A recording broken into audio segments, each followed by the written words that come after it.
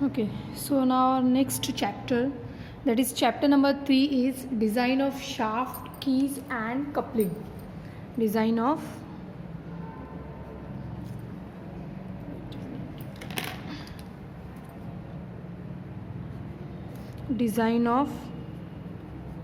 shafts, keys and couplings.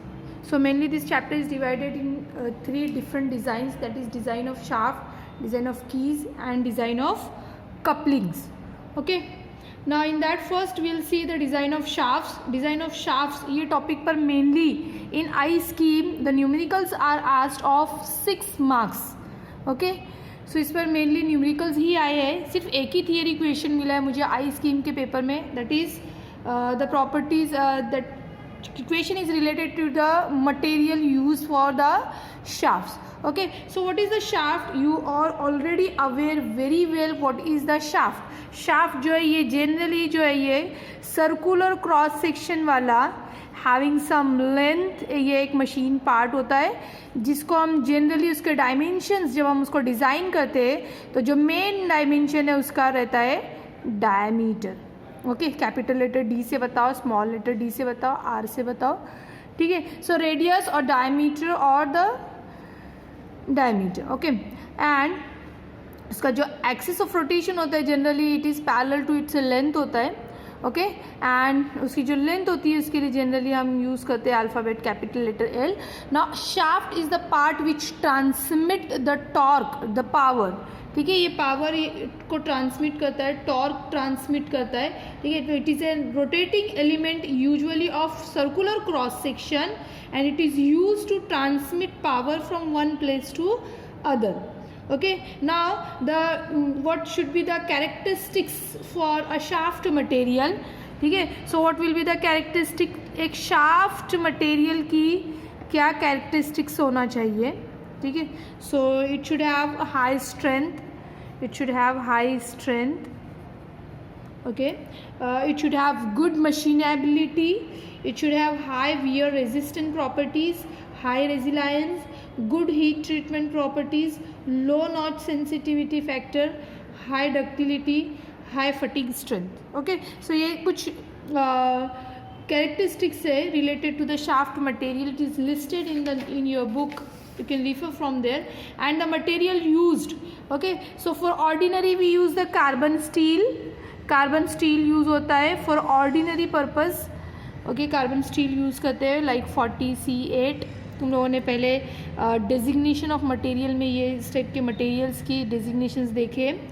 45 और 50C4, these are the ordinary carbon steels.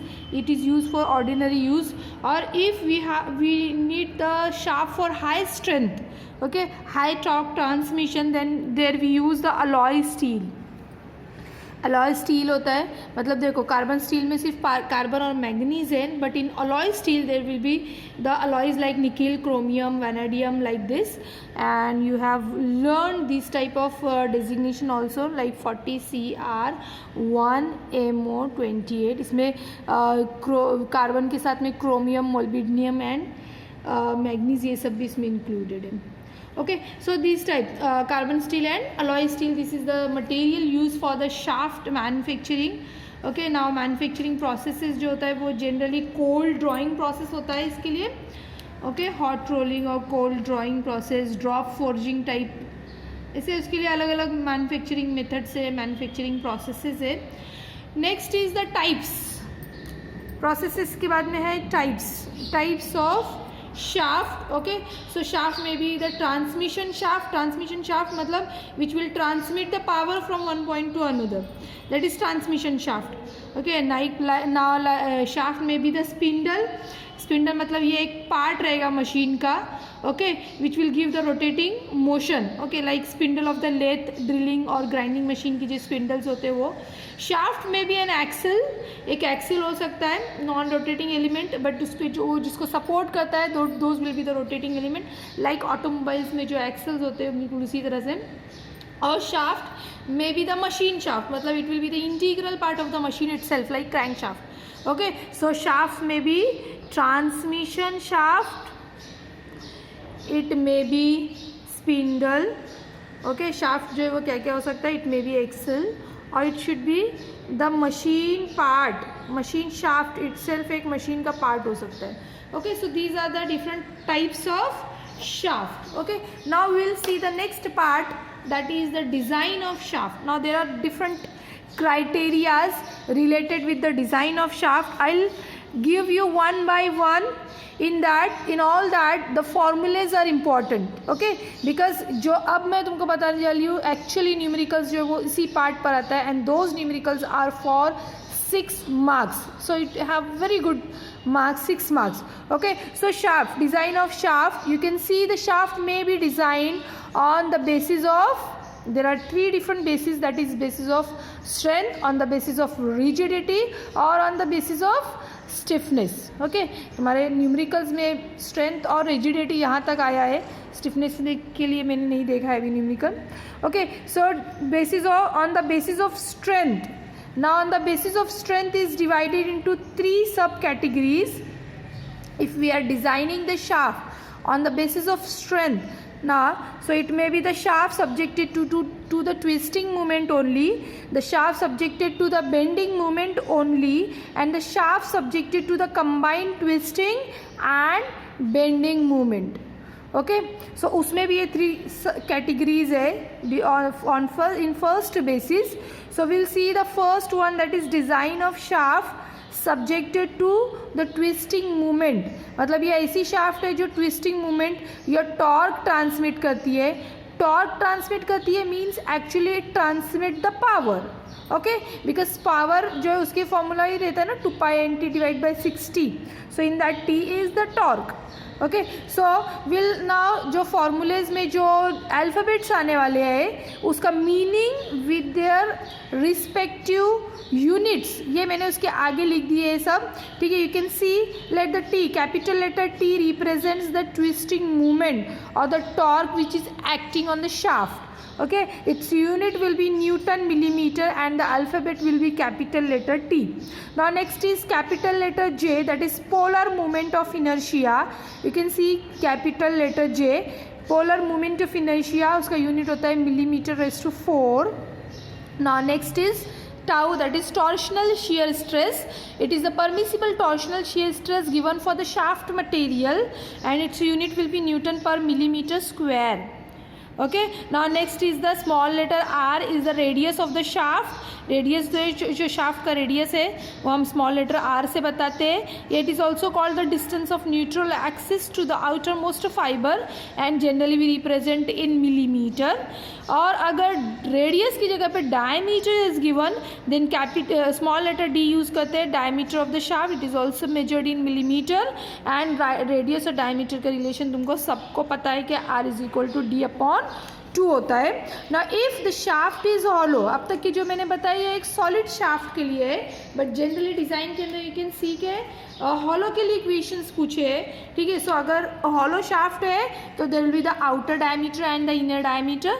So DO हम use करेंगे for the outer diameter of the shaft and DI for the inner diameter of the shaft. Now कुछ questions ऐसे होते हैं जिसमें D outer या inner के लिए रिलेशन दिया हुआ होता है, like the ratio of the inner inside diameter of the shaft to outside diameter. इसके लिए हम generally small letter K alphabet use करते हैं, इसका कोई यूनिट नहीं होता है.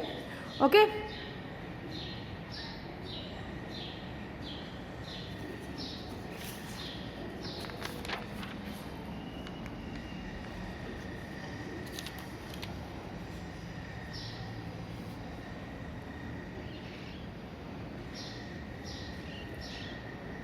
now we can see K if हाँ capital letter T is not given in the numerical. अगर T नहीं दिया रहेगा तो पावर एंड RPM दिया होगा.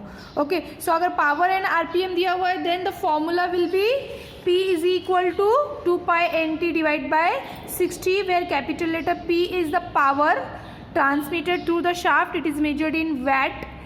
Capital letter N is revolutions per minute RPM.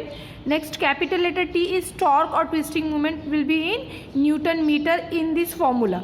Okay, हम जनरली यहाँ पे सिर्फ 2π/nt डिवाइड बाई 60 लिखते हैं, बट ये T एक्चुअली T मीन होता है. ओके, सो ये कब हमको इसकी ज़रूरत पड़ता है कि टी मीन है या टी मैक्स है। ये अगर क्वेश्चन में टी मीन और टी मैक्स से रिलेटेड कोई रिलेशन दिया हुआ है तो इस फॉर्मूले का जो टी होता है वो टी मीन होता है, और जब हम उसको फॉर्मूले में पुट करेंगे आगे टी की जगह पे तो टी मैक्स पुट करते, तो टी मीन यहाँ से निकल के टी मैक्स फाइंड आउट करके फिर उसको फॉर्मूले में पुट करते। Okay, now if the torque is transmitted through the पुली, अगर इस तरह से नहीं है बल्कि टॉर्क जो है वो पुलीज के थ्रू ट्रांसमिट होता है, and the tensions are given, tension on the tight side and the tension on the slack side of the pulleys are given, then T1 tension on tight side, T2 tension on slack side and RP is the radius of the pulley, then the formula will become T is equal to T1 minus T2 into RP। यहाँ से तुमको capital letter T मिल जाएगा। तो capital letter T calculate करने के ये method हो सकता है या ये मेथड हो सकता है। So based on the given data in the equation हमको डिसाइड करना है कि हमको कौन सा वाला फॉर्मूला यहाँ पे अप्लाई करना है। Okay, now formula for polar movement of inertia, capital letter J के लिए फॉर्मूला होता है π/32 divide into d⁴। Okay, now if it is for a hollow shaft then the formula will be like this. Okay, now formula for design of shaft, अब ये मैंने जो अब तक के formulas बताए हैं ये एक मैंने background ready किया है for the actual formula with which we are going to design the shaft. Okay, now the formula for design of shaft is derived from the basic torsional equation. Equation of torsion ये तुम लोगों ने SOM में सीखा हुआ है ये subject में। This is the basic equation of torsion, that is T upon J is equal to tau upon R is equal to G theta upon L.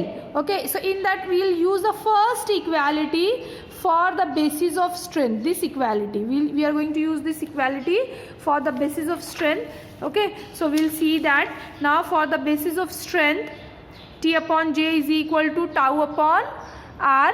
So we'll put J is equal to π/32 into d⁴ and R as d/2. We will get this formula. When you will put these two in this equation और उसको अच्छे से adjust करेंगे, we'll get this formula. So you have to remember this formula for the diameter. Diameter shaft का design करना मतलब mainly हमको shaft का डायमीटर कैलकुलेट करना रहता है। सो यहाँ से हमको D मिल जाता है इस फॉर्मूले से फॉर सॉलिड शाफ्ट। अगर यही सेम सिमिलरली हमको डिराइव करना है for hollow shaft then formula will become this T is equal to π/16 tau into D outer cube into 1 minus K⁴ where K is the ratio of inner to outer diameter, D inner upon D outer. Now next basis is design of shaft subjected to bending moment only. Okay, so अगर हम ऐसी shaft design कर रहे हैं जिस पर सिर्फ bending movement, देखो जो हमने फर्स्ट कैटेगरी देखी है वो जो शाफ्ट थी वो शाफ्ट पावर, ये रोटेटिंग शाफ्ट थी और ये पावर ट्रांसमिट कर रही थी। ओके, पावर ट्रांसमिट कर रही है। बट अगर कोई शाफ्ट ऐसी है कि उस पर वो कोई किसी को सपोर्ट करती है, उस पर कोई लोड है, ठीक है, लाइक बेरिंग सपोर्टेड अगर कोई शाफ्ट है और उसके ऊपर कोई लोड भी आता है, so the twisting movement also act on this, sorry bending movement also act on this, अगर उस पर कोई लोड एक्ट करता है तो, ठीक है। जैसे हम लोग ने देखा है कि जो ट्रांसमिशन शाफ्ट हो सकती है वो पुलिस की थ्रू, सपोज पे कोई पुली लगी हुई है और ये पुली की थ्रू किसी दूसरे शाफ्ट को पावर ट्रांसमिट कर रही है। Okay, so if the weight of the pulley is also we are considering, ठीक है, सो इसके ऊपर जो है वो वर्टिकल लोड भी आता है तो उसकी वजह से बेंडिंग मूवमेंट उस पर एक्ट करती है, ठीक है। SOM में तुम लोगों ने 4 अलग अलग केसेस के लिए बेंडिंग मूवमेंट, मतलब अगर सिंपली सपोर्टेड बीम है कोई एक सेंट्रल पॉइंट लोड के लिए, then what will be the maximum bending movement, तुमको पता है कि ये जो सेंट्रल पॉइंट होता है वहीं पर मैक्सिमम बेंडिंग। तो कोई भी केस अगर दी हुई है, एक से ज़्यादा भी अगर लोड है, तो हमको क्या करना है कि जैसे तुमने SFD BMD चैप्टर में सीखा है वहाँ से कि मैक्सिमम बेंडिंग मूवमेंट कौन सी वाली है और वही वाली बेंडिंग मूवमेंट हमको कंसीडर करनी है। Okay, so design of shaft subjected to bending movement only. अब यहाँ पे टॉर्क एंड पावर, RPM ये सब नहीं रहेगा, यहाँ पर जो रहेगा वो टेंशन या बेंडिंग मूवमेंट ये डेटा रहेगा। Okay, so if for this we are going to consider the alphabets, जो है वो मैंने यहाँ पे पहले अल्फ़ाबेट्स बता देती हूँ। Capital letter M is the maximum bending movement on the shaft. Okay, bending movement जो हम न्यूटन मिलीमीटर में लिखेंगे। Capital letter I is the movement of inertia of the cross section of shaft about the axis of rotation.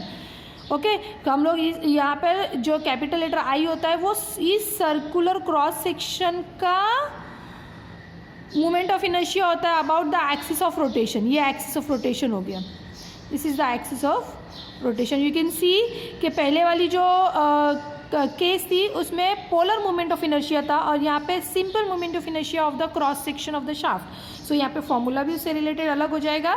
Sigma B is the bending stress, the material का जो है वो कितना permissible, कितना अलाउेबल बेंडिंग स्ट्रेस है। ये direct stress भी तुम इसको बोल सकते हैं, ये सिग्मा टी या सिग्मा सी के फॉर्म में दिया हो सकता है। Y is the distance from the neutral axis to the outer most fiber बोलो, या इसको Y is the simply the radius of the shaft. So Y जो रहता है ये आर होगा या d/2 लिख सकते हो तुम। और if it is a hollow shaft then it will be d outer divide by 2, unit will be millimeter. Okay, now the formula for moment of inertia, capital letter I will be pi by 64 d outer raised to 4. This is the formula for moment of inertia. Now for hollow shaft, moment of inertia का formula will be pi by 16 d outer raised to 4 minus d inner raised to 4.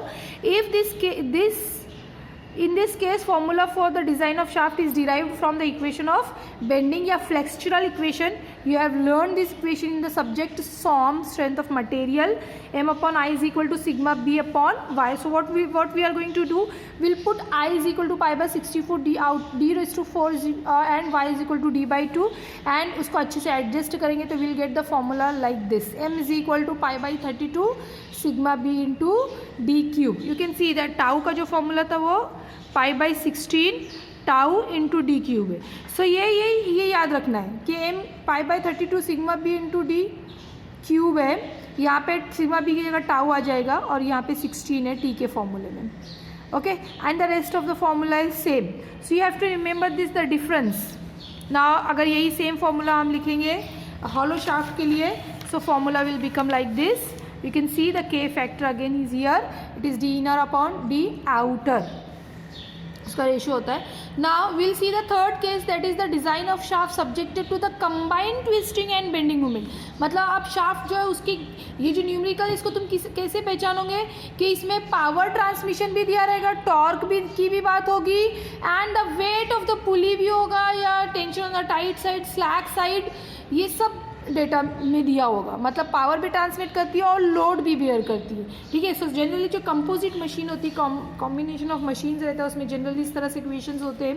ठीक है, so there are 2 considerations for such cases. इस type के numerical solve करने के लिए दो considerations होते हैं। ठीक है, हम लोगों को कौन सी कंसीडरेशन को लेके सॉल्व करना है, ये purely it is based on the given data तुमको किस फॉर्मूले के लिए दी हुई है, कौन से वाले कैलकुलेशन के लिए फिजिबल डेटा दी हुई है, उसकी बेस पर हमको सिलेक्ट करना है कि हमको किस क्राइटेरिया के बेस पे सॉल्व करना है। ओके, देखो ये जो शाफ्ट के न्यूमेरिकल्स है, इसके लिए हमको कौन सा वाला पर्टिकुलर फॉर्मूला अप्लाई करना है, ये हमको गिवन डेटा से ही समझ में आता है। तो गिवन डेटा को समझना, उसके अल्फ़ाबेट्स को समझना, उसको यूनिट वाइज करेक्ट लिखना, ये बहुत इंपॉर्टेंट है in this chapter shaft, design of shaft. Okay, so there are mainly 2 criterias that is according to maximum shear stress theory and according to maximum normal stress theory. Okay, now in the first chapter I have not discussed this part, maximum shear stress theory and maximum normal stress theory, but now here I'll explain it to you कि maximum shear stress theory and what is maximum normal stress. This topic is from the first chapter, that is theories of elastic failures. Okay, ये भी important topic है because it is asked for 4 marks in I scheme. Most of the question papers and sample question paper में भी ये question पूछा है, the state the theories of elastic failures. So you have to explain 2 theories at least for 4 marks. So I have written those 2 theories over here, maximum principal stress theory and maximum shear stress theory. Actually these theories of failures, it provide a relationship between the strength of a machine component subjected to complex state of stresses with the mechanical properties obtained in a tension test. Okay, so you all are aware with the tension test which is done on the universal testing machine because you have learned this practical in SOM. Okay, उसमें कैसा होता है कि एक specific size होता है specimen का and we fix that specimen into the universal testing machine and we apply one particular type of stress, that is the axial tensile stress apply करके हम उसकी अलग अलग प्रॉपर्टीज़ जो है उसको मेजर करते हैं। ओके, उसका ग्राफ बनाते हैं और उससे अलग अलग कैलकुलेशंस हमको मिलते हैं, उससे हमको मटेरियल की अलग अलग स्ट्रेंथ, लाइक उसकी यील्ड स्ट्रेंथ, उसका फेलियर किस पर होगा, ठीक है, उसकी अल्टीमेट स्ट्रेंथ क्या होगी, ये कैलकुलेशंस हम निकालते हैं, बट यहाँ पे जो क्राइटेरिया एंड कंडीशंस होती है ये बहुत सिंपल होती है, बट एक्चुअली इसी मटेरियल का अगर मैं कोई मशीन का पार्ट बनाऊँ, सो उस मशीन में जब उसके अंदर internal and external stresses and forces will act, तो उसके ऊपर जो फोर्सेस का स्टेटस होता है वो एक कॉम्प्लेक्स सिचुएशन होती है, ठीक है, and it is very unpredictable कि कितना टाइप का स्ट्रेस कितना कहाँ इंड्यूस हुआ है और कौन सा particular type of failure is possible. Okay, so हम हर एक मशीन के लिए उतना डिटेल्ड उसको कोई स्टडी नहीं कर सकते, ठीक है, but we have the theories of elastic failures, जो ये सिंपल टेस्ट की जो वैल्यूज़ है उसको कनेक्ट करती है with the actual condition. Okay, so will see that statements are very simple. The first, the maximum principal stress theory is failure of machine part will occur when the maximum principal stress in a biaxial stress system reaching limiting stress value of the material in a simple tension test. Means इस as per this theory कि कब machine का stress fail होएगा, कि जब उस machine का कोई भी पार्ट का मैक्सिमम प्रिंसिपल स्ट्रेस का वैल्यू सिंपल टेंशन टेस्ट की लिमिटिंग वैल्यू तक, यील्ड वैल्यू तक पहुंच जाएगा, लिमिटिंग वैल्यू तक पहुंचेगा. अब लिमिटिंग वैल्यू में डक्टाइल के हम लोग यील्ड को लिमिटिंग लेते हैं एंड ब्रिटिल में अल्टीमेट को लिमिटिंग वैल्यू लेते हैं. ओके, सो जब वो उसके मैक्सिमम वैल्यू तक पहुंच जाएगा then the material will fail. Okay, so sigma T max बन जाएगा sigma Y T upon F O S. F O S is the factor of safety. This is for ductile material and brittle material जो उसमें कोई yield point नहीं होता है, उसमें direct ultimate stress होता है. So for brittle material the formula will become like this. Okay, so this theory is preferred for the brittle material. ये वाली जो theory है ये brittle materials के लिए prefer होती है, ठीक है. Now the next theory that is maximum shear stress theory. So failure of a machine part will occur when the maximum shear stress in a biaxial stress system reaches to a value equal to the shear stress at yield point in a simple tension test. Okay, so ये theory क्या कहती है कि जब किसी biaxial system में the maximum shear stress का value जब वही सेम का सिंपल टेंशन टेस्ट में यील्ड पॉइंट की वैल्यू के इक्वल हो जाएगा then the material will fail. So as per this theory tau max will be equal to the tau shear stress at yield point upon factor of safety. Now अब ये relation है कि shear stress at yield point and yield point stress, इसका ये relation होता है कि shear stress जो होता है वो एक्चुअल डायरेक्ट यील्ड स्ट्रेस का हाफ होता है, ठीक है. तो अगर हम ये रिलेशन पुट करें will get this equation that is tau max is equal to 0.5 sigma T max. Now this theory is preferred for the ductile material. So I have covered one more question of the 4 marks theory question from the chapter number 1 in this lecture. Okay, so ये एक अलग topic था जो मैंने यहाँ पे तुमको बता दिया है, because we are going to apply these theories for the design of shaft. So first is according to the maximum shear stress theory and second is according to the maximum normal stress theory. Now we'll see when we'll apply the maximum shear stress theory then what will become the formula. Now when we will apply this particular criteria, ठीक है, purely हम लोग से देखेंगे कि given data में क्या दिया हुआ है. If the maximum shear stress permissible value tau के लिए दिया हुआ है in given data then we will replace the T by T equivalent. Now this T equivalent is ये क्या होगा as per this theory T equivalent will be equal to square root of M square plus T square.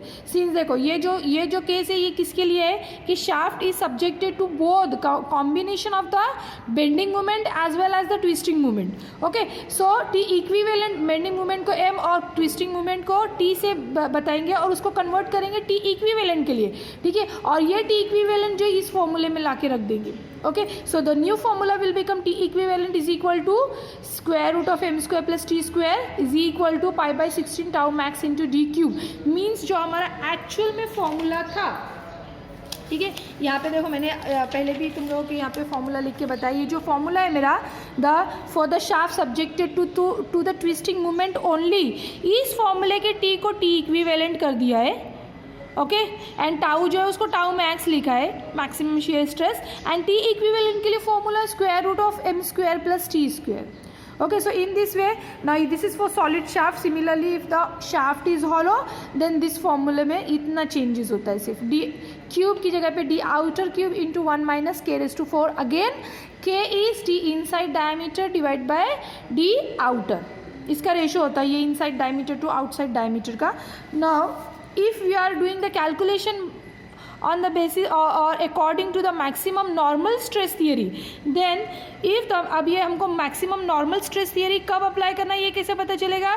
अगर direct stress, the bending stress या direct tensile stress या direct compressive stress is given in the question, तो समझ जाने का कि हमको इस बेसिस पर सॉल्व करना है. ओके, सो इसके लिए जो है वो m का फॉर्मूला होता है. So what will do, will replace m by m equivalent. Maximum bending moment जो था उसको m इक्विवेलेंट से रिप्लेस कर देंगे. Now what is the formula for m equivalent?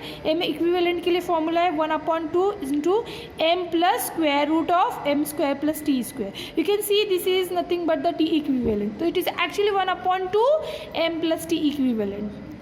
Okay, now what will do, will replace ये जो हमारा bending movement वाला जो फॉर्मूला था, ये वाला जो फॉर्मूला था, ये वाला, ठीक है, इस फॉर्मूले में हम m की जगह पे m इक्विवेलेंट रख देंगे. ओके, ना m इक्विवेलेंट के लिए फॉर्मूला जो वो हमको याद रखना है, बिकॉज ये जो दोनों केसेस चल रही है इसमें maximum the shaft is subjected to both twisting moment and the bending moment. Okay, ना क्वेश्चन जो है उसकी गिवन डेटा पे प्योरली डिपेंड करता है कि हमको कितने कैलकुलेशन करना पड़ेंगे. ठीक है, अगर क्वेश्चन में टाउ भी दिया हुआ है and sigma B is also given and if the shaft is subjected to both twisting and the bending stress, then you have to do the calculation. You have to design the diameter of the shaft on both of the basis and will consider the maximum value as the safest value. Okay, but अगर question में सिर्फ tau दिया हुआ है तो तुम सिर्फ ये क्राइटेरिया अप्लाई कर सकते हैं, या क्वेश्चन में सिर्फ सिग्मा बी दिया हुआ है तो you can apply only this. But अगर टाउ सिग्मा बी दोनों दिया हुआ है तो you have to do the calculation by the both of the formulas. Okay, now the same formula for if the shaft is hollow. ठीक है, ये मैंने सॉलिड के लिए लिखा है, ये हॉलो के लिए. You can remember, you can see the similarities between the formulas. You have to remember these differences. Okay, now the next is the design of shaft on the basis of rigidity. Okay, जो हम 3 discuss करें इसमें first design on the basis of strength हो गया. ना next is design of shaft on the basis of rigidity. Okay, so rigidity पे design करना ये कैसे पता चलेगा? If the angle of twist theta in radians होता है, ये length of the shaft capital letter L millimeter में होता है and the modulus of rigidity capital letter G newton पर मिलीमीटर स्क्वायर में होता है, are also given in the numerical. Then we will design the shaft on the basis of rigidity also, and for this we will take torsional equation का जो आगे का जो next equality है उसको हम कंसीडर करेंगे. T upon J is equal to G theta upon L, और इस पर रखकर हम लोग कैलकुलेट करेंगे the diameter of the shaft. Okay, ना द टॉर्शनल रिजिडिटी, कभी कभी टॉर्शनल रिजिडिटी पे क्वेश्चन आता है या torsional stiffness. We represent it by capital letter S. Okay, और उसके लिए फॉर्मूला होता है, ये उसकी डेफिनेशन लिखी हुई कि it is defined as the resistance offered against the angular deflection of the shaft, और उसके लिए फॉर्मूला होता है S is equal to T upon theta. तो अगर ये भी अलग से कैलकुलेशन में पूछा है तो तुम यहाँ पे कर सकते हो.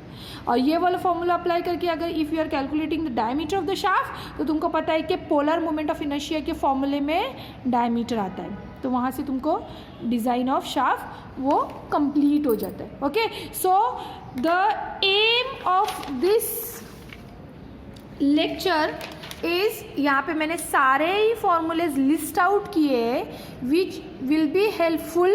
यही फॉर्मूलेज तुमको यूज़ करने हैं डिज़ाइन ऑफ शाफ्ट के न्यूमेरिकल्स के लिए. Okay, so what do you have to do, go through my lecture and make a complete record of the formulae. हर एक फॉर्मूले का रिकॉर्ड बना, हर एक अल्फ़ाबेट का मीनिंग लिखो, समझो. ठीक है, और उसको क्वेश्चन में से तुमको वो अल्फ़ाबेट का पहचान आना चाहिए और उसकी वैल्यू भी करेक्ट पहचान में आना चाहिए.